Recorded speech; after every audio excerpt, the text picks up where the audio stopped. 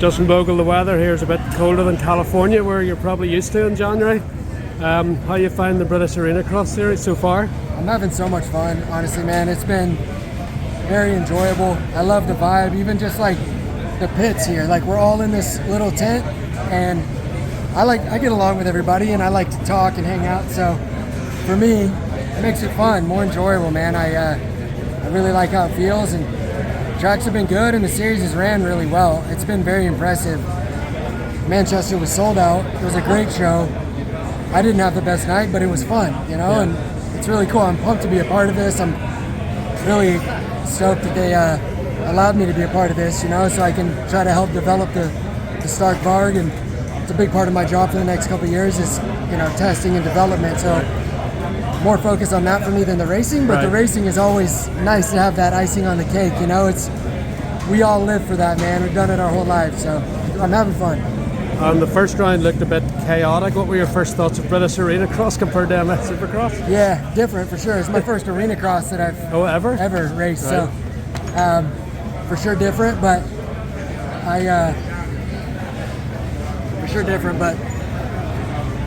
yeah, for me it was a bit hectic, a little chaotic for me because I hadn't ridden really since World Supercross. Right.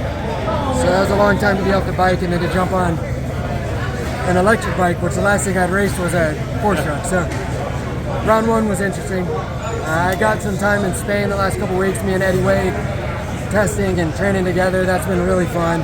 So feeling more comfortable. I'll get better as the season goes on, just with more time, but I'm enjoying it, man. It's a really cool part of my career and my life right now, honestly. A really enjoyable part. I'm with an incredible group of guys that do the work. Everyone's grinding, but also just fun guys to be around, and that makes a big difference for me. Those long days testing and doing all those things, it's enjoyable when you have fun with everybody, you know? So we'll talk about the Stark. What's it like to ride? It's really quiet out there. You can't really hear it. Does that make it weird battling with people, or adjusting your timing, the throttle over a triple or that rhythm section there at the side? Yeah, it's different, you know? It's like, I keep equating it to like when we went from 2 strokes to 4 strokes, like the skill set that was required to do that is very different. Mm-hmm. This is another different skill set, you know? I'm learning to ride it differently. You have to do some things different. You know, it's just not worse, just different, Okay. you know? In some instances, it's not better yet, you know, like for racing Supercross. Mm-hmm. For me, I jump on the thing bone stock at home and ride outdoors and have a blast. Right. And I can rip. Supercross, with any manufacturer, you're not going to take a stock bike, throw suspension on it, and go race Supercross, which is essentially what we're doing. So Yeah. for me, it's encouraging because we have a really good platform to start with, so we can make progress on that. And once we have more of like a factory race motorcycle, I think it'll be awesome. But it's different. I ride with earplugs, so the noise doesn't affect me personally. Right, okay. But yeah, I mean, I've heard that it's, you know, it's different. You can't hear. It does make noise though. You can hear it. You hear the zippy. Yeah. You can hear it a little bit. So it's different. Racing it has been interesting because riding is one thing, but racing's a whole different deal. So, you know, we're learning as we go for sure. Like, this is ground floor starting of a startup company, you know. So I'm excited just to be a part of it, to be honest. And if you go up the inside of somebody on a regular bike, do you have to think they maybe can't hear you coming? Does it change how you race in that respect, or no? I'll be honest, like, I haven't thought of any of that. Like, when you're racing, it's just like you're racing. But for me right now, still learning, I'm being more conscious of those things, you know. And as I get more comfortable, I think maybe I'll be able to think more when I'm racing. Because like Manchester, I was just kind of riding and surviving. So we'll see as we go. But that'd be more of a question for the other boys, you know what I mean? For us, like, it's what I'm used to now. Yeah. I ride with Eddie and Jack during the week, and that's about it, you know. So for me, I don't notice it at all, but I'm sure it's different for the other guys. Like anything though, man, the winds of change blow, and you can't change how that works. So the things are changing, and I'm excited to be a part of it. You know, it makes a very exciting part of my life, man. Does it feel lighter than a regular bike, or how does it feel for somebody that's never ridden Pretty similar, you know, weight, feeling. The inertia of the engine is obviously different because it's a battery, it's not a combustion engine. So it's different in how it rides a bit, for sure. The more I get used to it, the more I like it. You know, it's at first it's one of those things that human beings, human nature is to resist change, you know? Yeah. But the more I ride it, the more I'm like, I don't want to go back. So that's a very encouraging sign for me because I love this stuff. I love riding and racing my motorcycle. And I've always known if there's anything in life I can do is ride a motorcycle, right?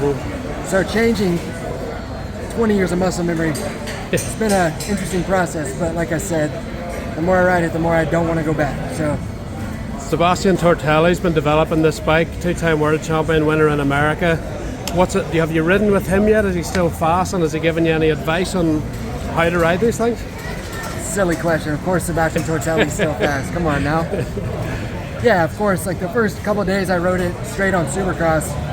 Hadn't got used to the bike. I hadn't ridden much at all before I went there. Right. I leaned on him heavily at first, you know, because he's been developing the thing for however long, years now. So I've leaned on him quite a bit, and just spending a lot of time with him during the week has been really good. I love just going to the factory and talking to the engineers and the guys at the, you know, chassis department. All that, it's been fun for me to learn, like a nice brain game, you know? And obviously Sebastian, I told the boys the other day, the best move that the group made for racing as a team was hiring Sebastian. Can't go wrong having a 2-time world champion and one of the only guys in history that's been able to run Ricky Carmichael's pace. Impressive. Very, very rare. I mean, I could barely do it after Ricky was retired for 10 years. So, you know, it's nice to have that. And I drive him crazy. I'm sure he has migraines daily because I ask him so many questions. I'm asking him about the 98 GP season and stuff. You know, I'm like, against Everett, so it's been fun, man. So your road's heavily into the development as well. Is this going to extend your career another couple of seasons, or what's the long-term plan with you in Stark? Yeah, I mean, like I said, a lot of my job is testing, developing, and then obviously racing as well. But big focus for me is I have a lot of experience with Supercross. A lot of the other guys don't. You know, I really like spending time with the boys, and spending more time with Eddie's been fun. I'm helping him out quite a bit with riding Supercross and stuff. So it's kind of more on me to develop the motorcycle because I have the experience and I also enjoy it, so it's been fun. I mean, I feel like it'll extend my career a bit and give me new challenges, you know, and that's exciting because for me, I need a challenge, you know. It gets monotonous and boring if there's not that, and this has been a fun, different thing to learn. I mean, I'd love to be a part of the company for a long time, so we'll see. So far, so good, man. I'm having a blast. What about the race? There's a lot of rules or banning Stark in certain classes and across the world. Here, obviously, UK Arenacross, it's allowed, but I guess you want this bike in GPs and AMS Supercross. Is that the goal, and is that realistic from what you're hearing? Yeah, that's the long-term goal for sure.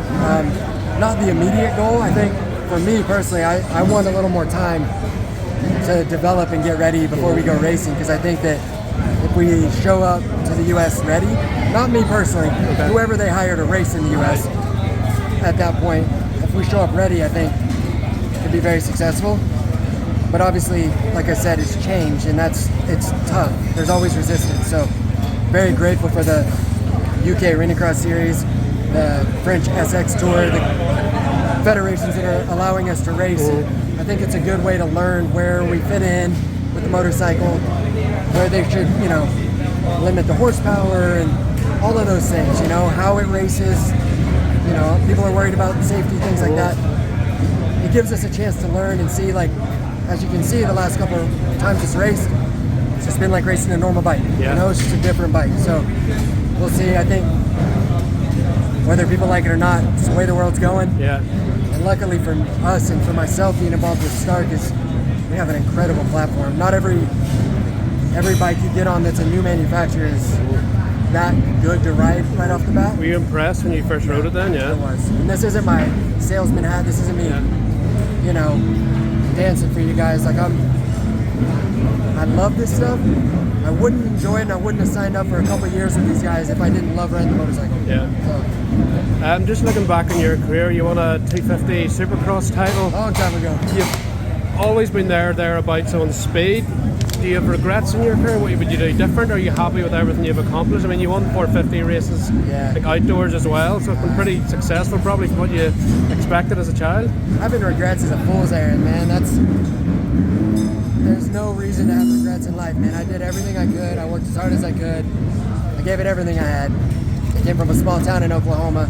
The life that I live is crazy. It's awesome. You know, I'm in Spain and the UK, and I'm helping develop an electric motorcycle at a company that feels like your ground floor of a industry-changing startup, like, you know, like a version of being at like Apple in the 90s. Yeah. Like, it just feels like so exciting, and my life is more than I could have dreamed of. I met my wife doing this, and she's absolutely the best thing to happen to me.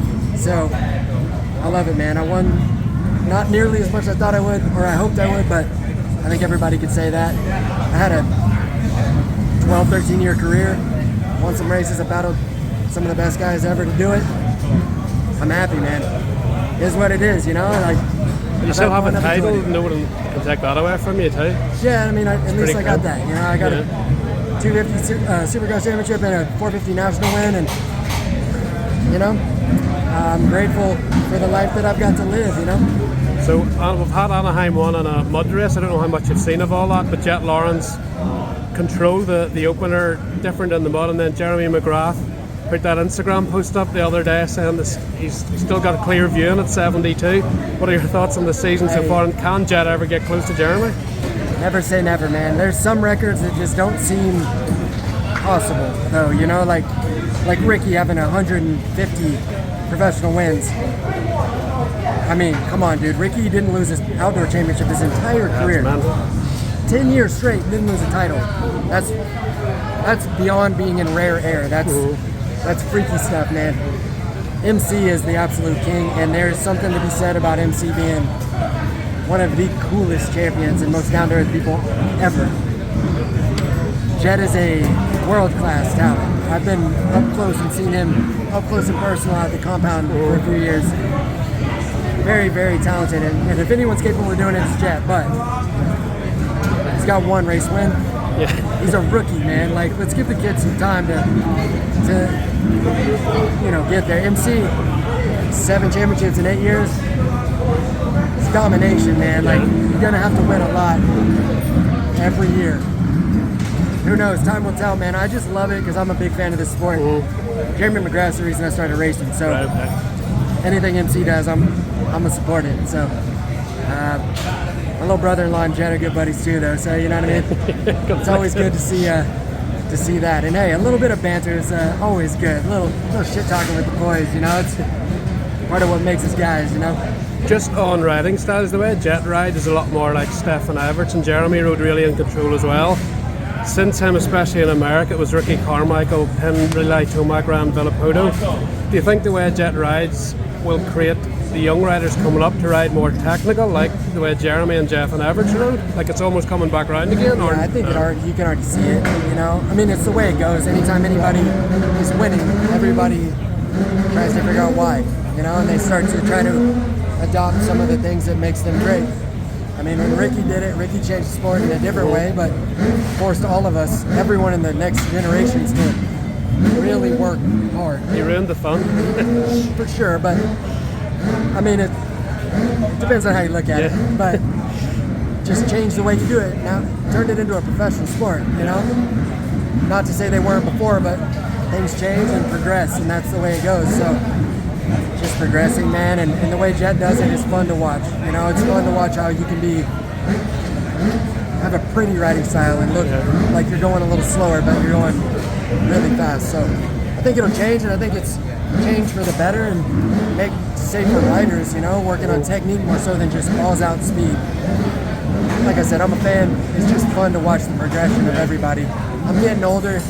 I don't have to worry about having to race these young, fast-ass kids anymore, so it's exciting. Although, here we are here, and, you know, I'm racing against guys like Conrad, and this kid is he's fast. You know, it's pretty impressive, so I just love this stuff, man, and watching the progression's been cool. Brilliant. Thank you, Justin. Thank you.